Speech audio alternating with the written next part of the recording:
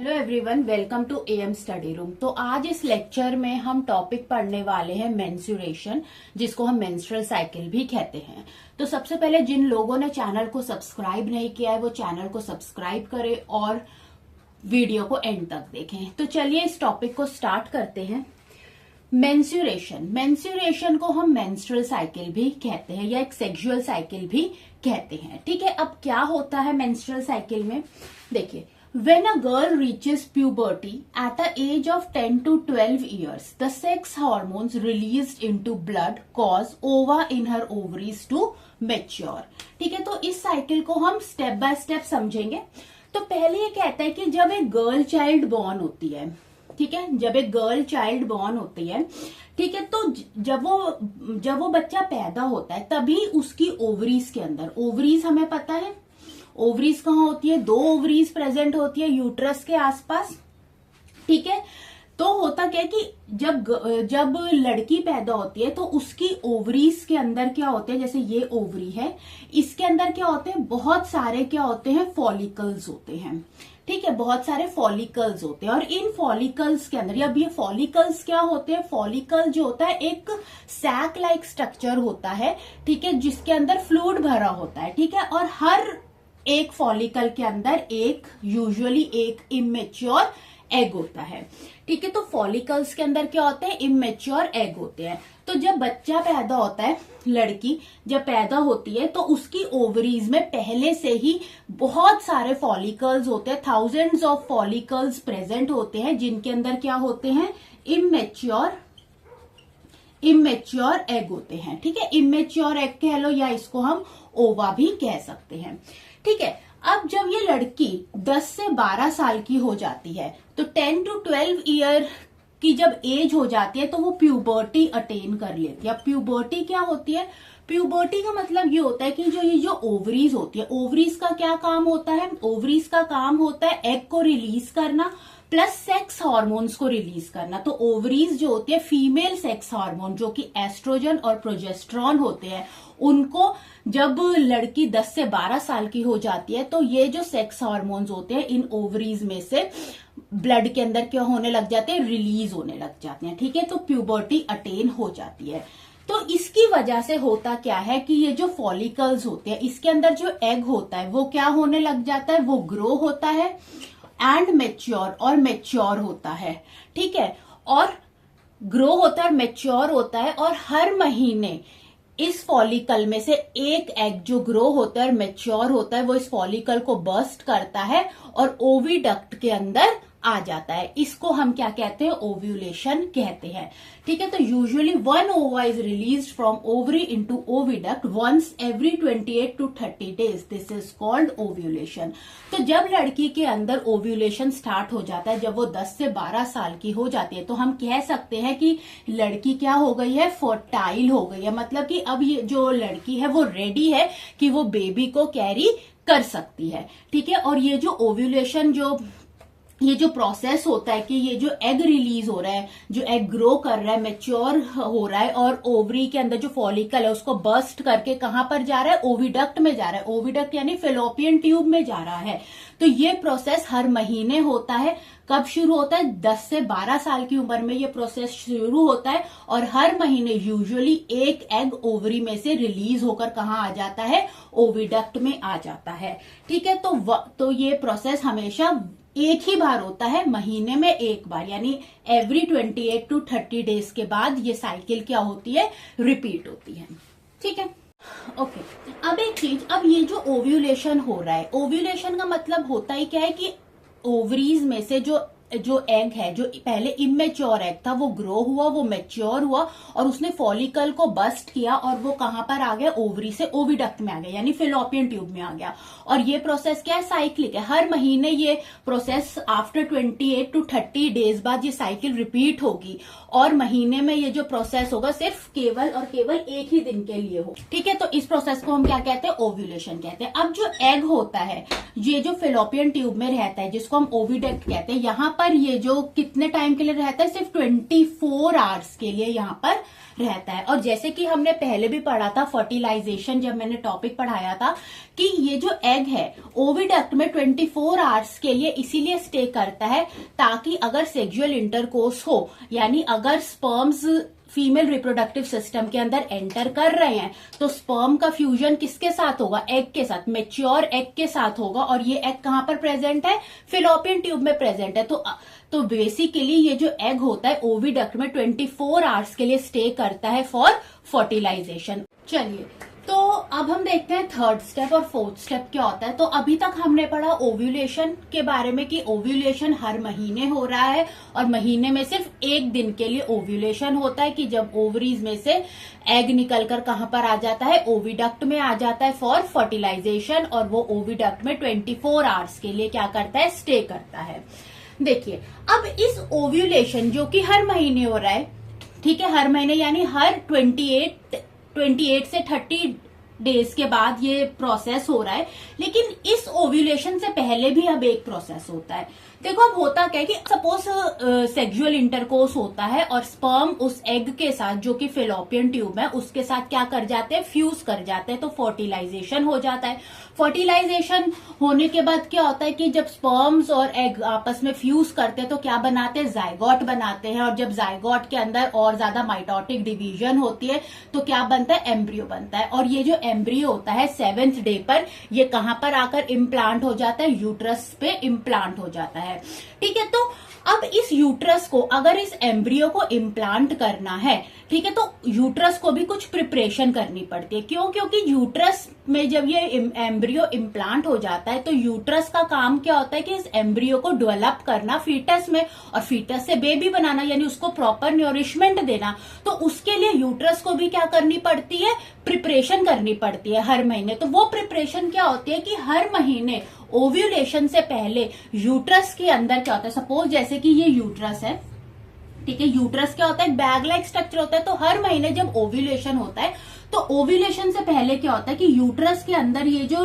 Lining होती है, uterus की जो लाइनिंग होती है जिसको हम एंडोमेट्रियल लाइनिंग कहते हैं, ये लाइनिंग क्या हो जाती है, बहुत ज्यादा थिक हो जाती है और स्पॉन्जी हो जाती है। ठीक है, थिक और स्पॉन्जी हो जाती है और इसके अंदर बहुत सारी टाइनी ब्लड वेसल्स होती है।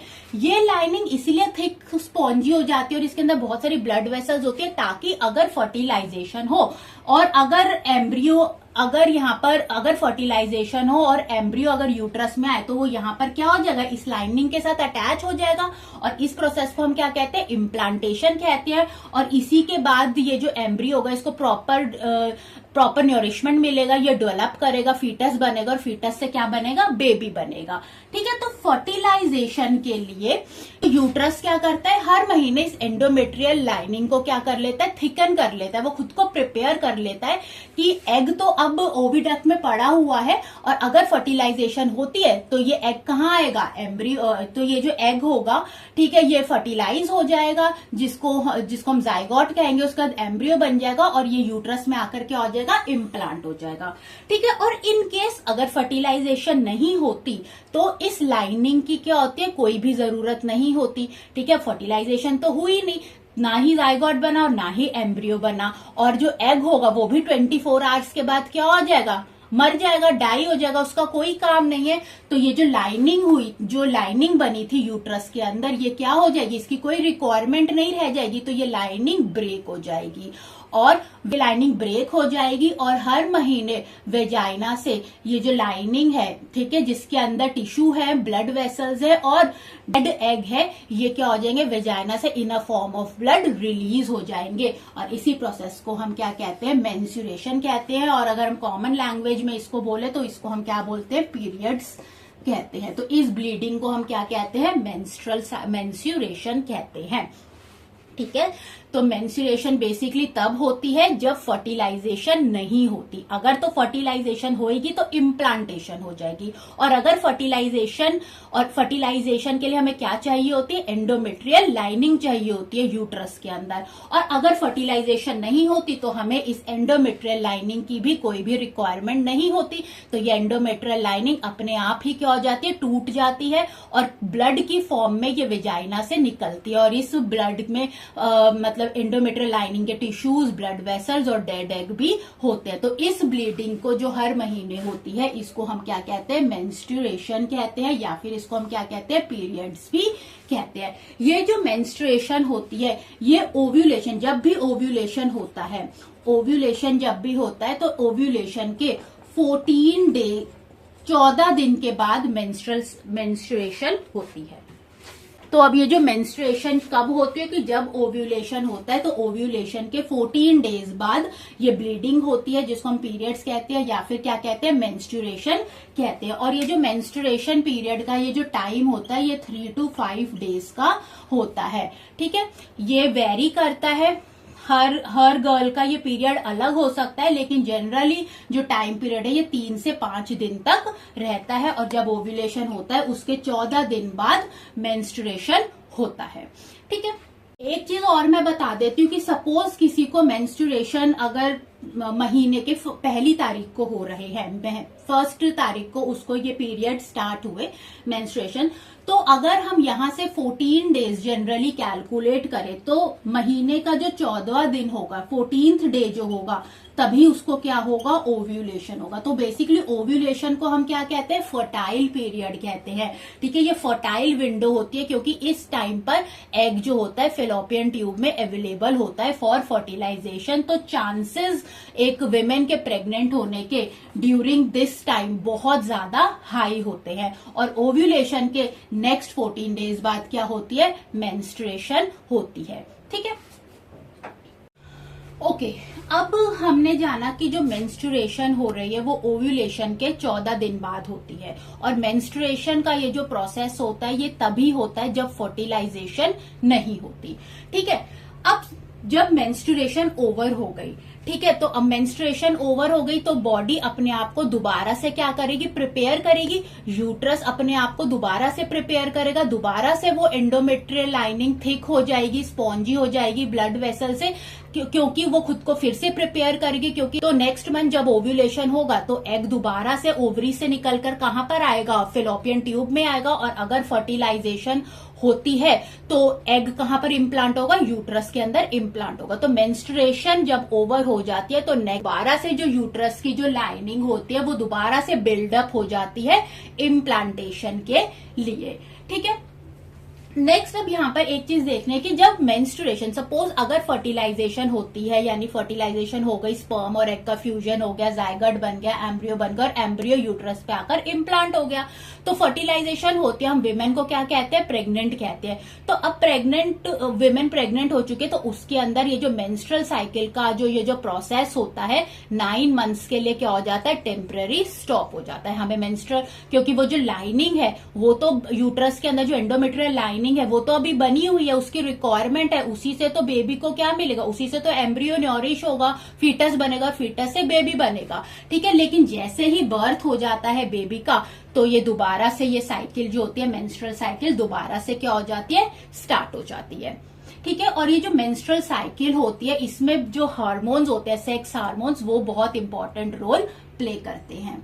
ओके, तो basically after menstruation is over, the inner lining of uterus start building up again so that it may become ready to receive the next egg in case it get fertilized. ये आगे समझ। And if a egg does not get fertilized even now, the menstruation take place again. Menstruation stop temporary, वो stop हो जाती है जब women क्या हो जाती है, प्रेग्नेंट हो जाती है, और बर्थ के बाद दोबारा से ये साइकिल स्टार्ट हो जाती है। कि मिनार्क क्या होता है, देखो मिनार्क ये होता है कि जब लड़की पैदा होती है और जब वो 10 से 12 साल की हो जाती है, जिसको हमको और 10 से 12 साल की एज में हम कहते हैं कि बच्चे ने क्या कर ली, प्यूबर्टी, लड़की जो होती है वो प्यूबर्टी अटेन कर लेती है। प्यूबर्टी का मतलब मैंने बताया था कि जो ओवरीज के अंदर से जो फीमेल सेक्स हार्मोन्स होते हैं अब वो ब्लड के अंदर रिलीज होने शुरू हो जाते हैं, और जो ओवरी होती है उसके अंदर से एग क्या करता है, जो हर महीने एग ग्रो करता है, मैच्योर करता है और फॉलिकल को बर्स्ट करके वो फेलोपियन ट्यूब में आ जाता है फॉर फर्टिलाइजेशन। तो हम लड़की को क्या कहते हैं कि वो फर्टाइल है, अब वो बेबी को कैरी कर सकती है। ठीक है, तो पहले बार जो मेंस्ट्रुएशन होती है 10 से 12 साल की उम्र में, जब लड़की प्यूबर्टी अटेन करती है, उसको हम क्या कहते हैं, मिनार्क कहते हैं, यानी फर्स्ट पीरियड।